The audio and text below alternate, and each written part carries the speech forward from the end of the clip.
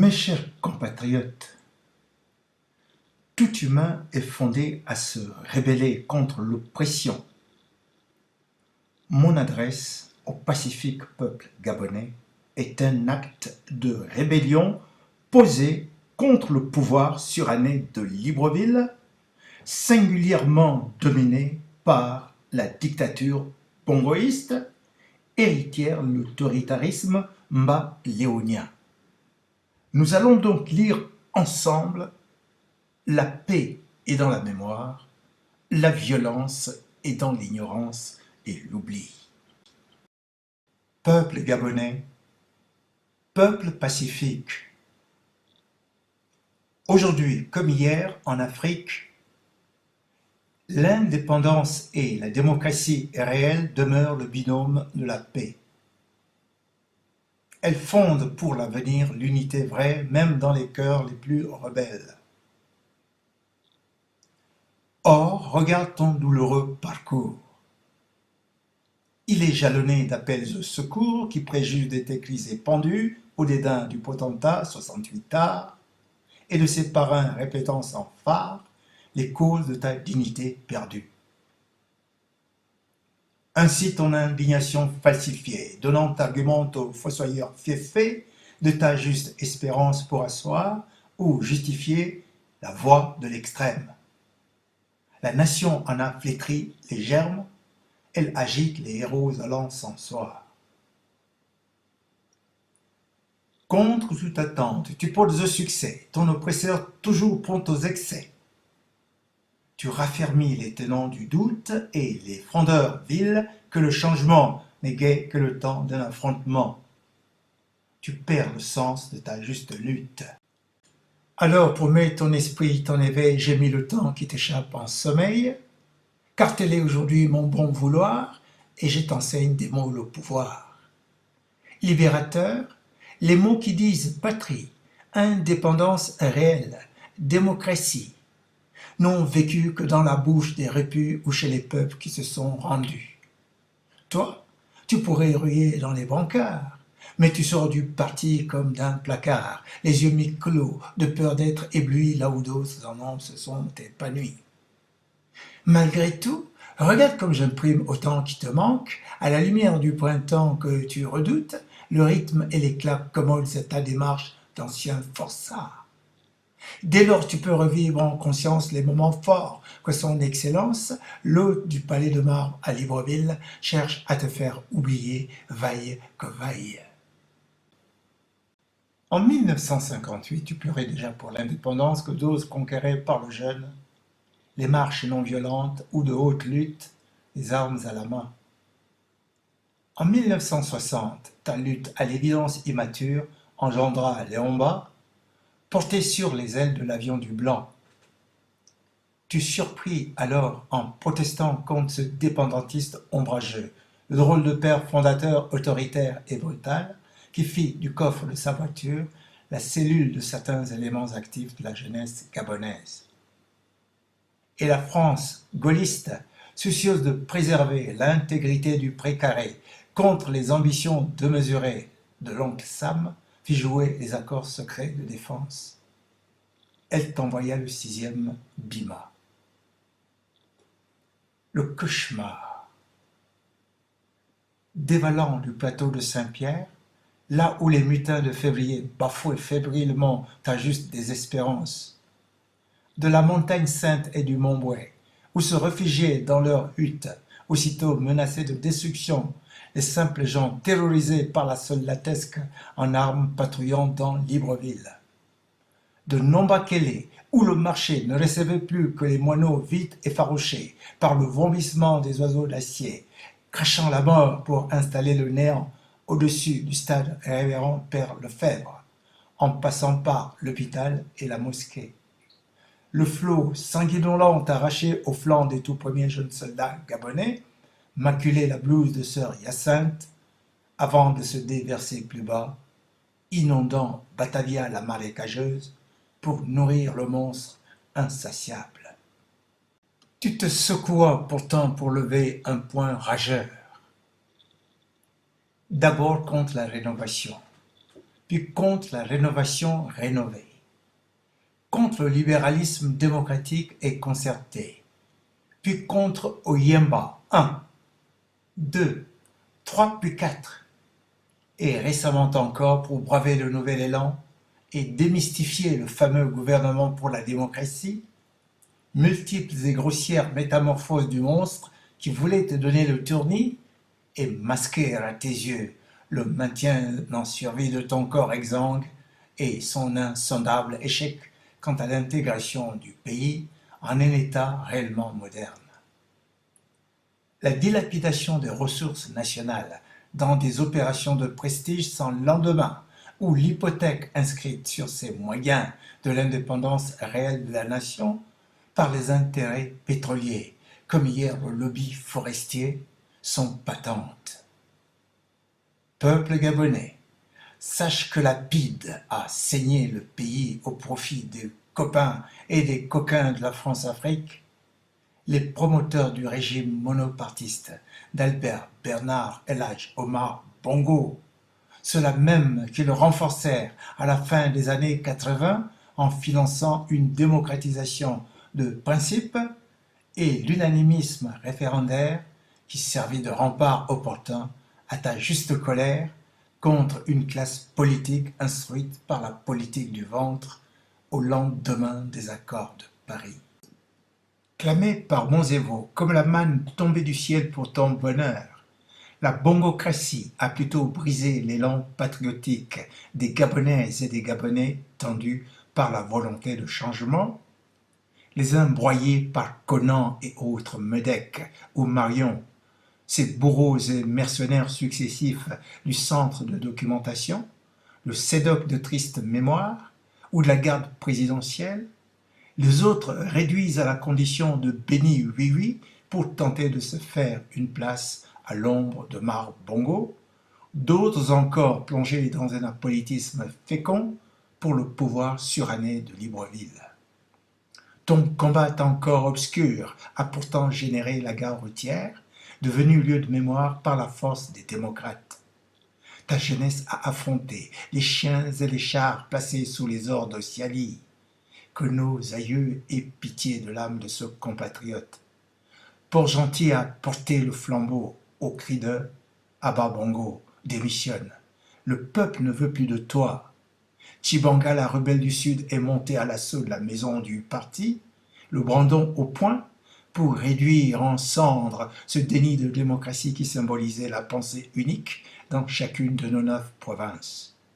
En France, les héritiers réunis par la cohabitation, prenant peur des agissements incontrôlés d'un pouvoir contraint à gouverner par le fer et par le sang, t'ont expédié les paras.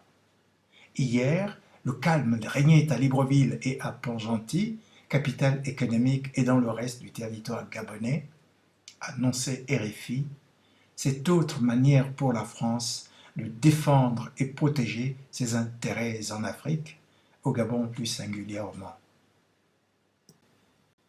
Le calme, oui, mais pour combien de temps? Les journées sanglantes, traumatisantes des 22, 23 et 24 février 1994, succédant au coup d'État électoral du 9 décembre 1993 et au coup d'État constitutionnel du 21 janvier 1994, ramenèrent la désolation dans les rues de Libreville, une fois de plus jonchées de cadavres humains. Les faits prouveront par la suite que ces Gabonais ont péri parce qu'ils se trouvaient là, où quelques gardes de M. Bongo, en mal de coups de feu, voulaient décharger son arme pour la gloire de son patron. Ni politiciens, ni manifestants, ni excités, les victimes de la répression aveugle vaquaient à leur activité quotidienne. Et les démocrates sincères se prirent à constater, une fois de plus, que les potentats africains et avec eux les puissances officieuses et officielles qui les soutiennent n'ont jamais su tirer les leçons des événements du passé, de manière à donner au devenir du continent, du Gabon en particulier, une marche moins chaotique. Leur logique est bien connue.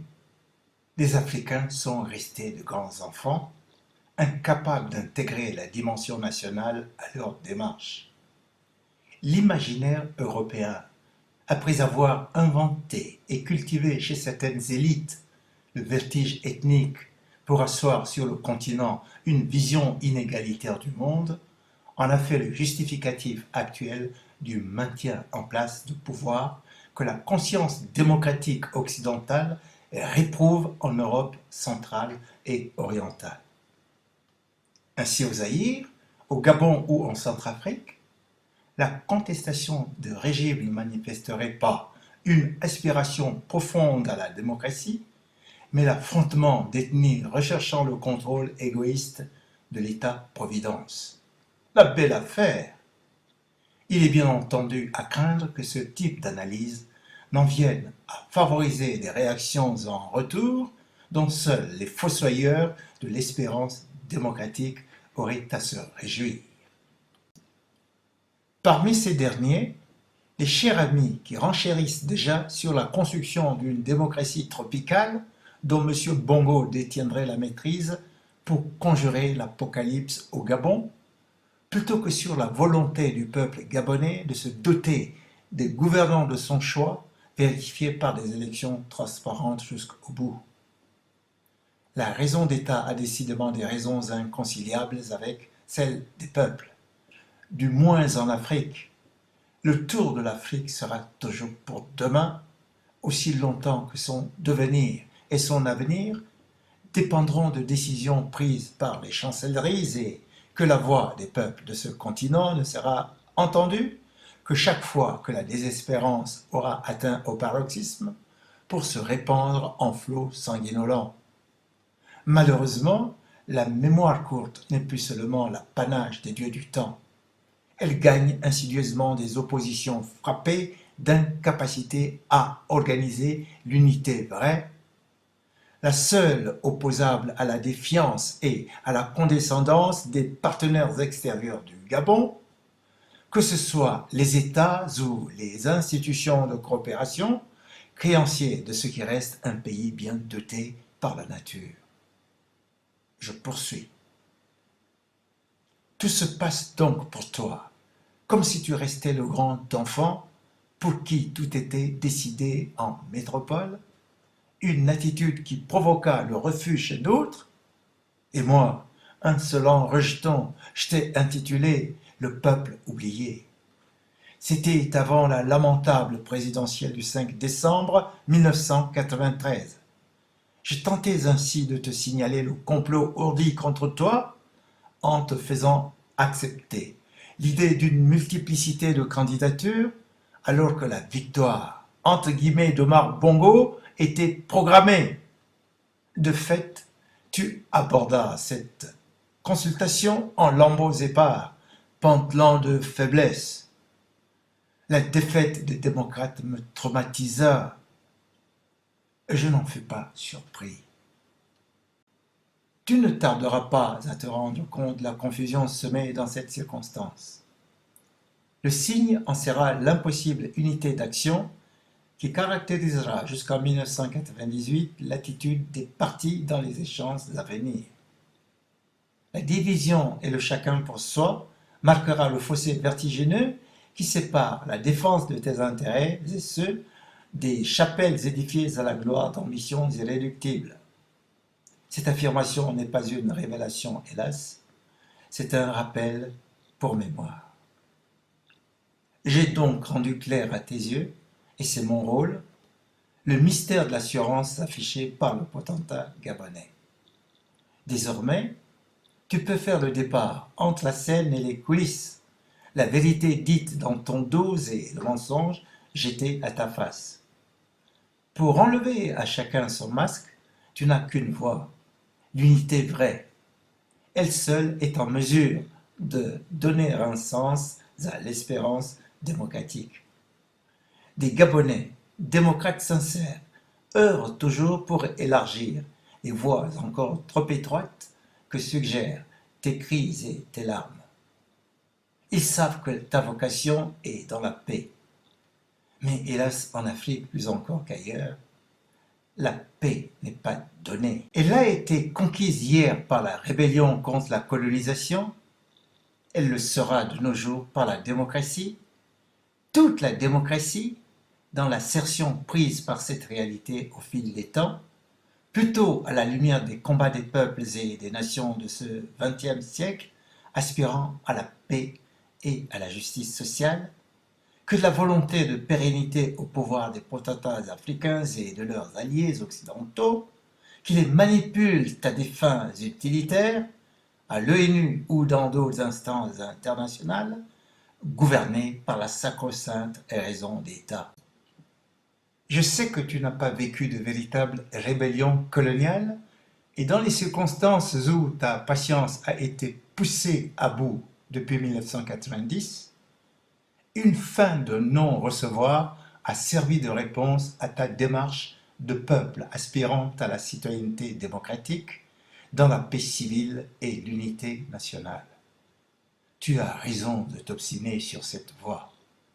Elle te met à l'unisson des peuples du monde. Mais sache qu'il est un signe de dignité qu'il te reste à protéger par-dessus tout. Omar Bongo cherche à t'en délester pour se ménager une postérité de commande. La mémoire. Du passé, il faut faire table rase. Tu te rappelles sans doute cette phrase. Elle n'est ni de Marx, Engels ou Mao, mais du grand camarade du PDG, le père malheureux du RSDG, le président nommé Omar Bongo. Il tentait ainsi de circonvenir ta juste colère avant d'en venir à coucher Bongo debout, image grotesque de mégalo qui abusa longtemps le populo, rassurant les créanciers jusqu'au bout. Car comment tourner le dos au passé, quand la vie n'en a encore desserré, ni le carcan idéologique, ni la raison du siècle finissant comme à ses débuts, fiers et conquérants, belle en Occident, triste aux tropiques. Alors, assez des cris et des larmes, l'avenir est dans tes mains sans armes et l'unité vraie des démocrates. Tu sauras en mesurer le crédit en vérifiant l'objet de leurs soucis, la mémoire pour vaincre l'autocrate. Le Clos des Sapins à Épernay en France, 22 juin 1996.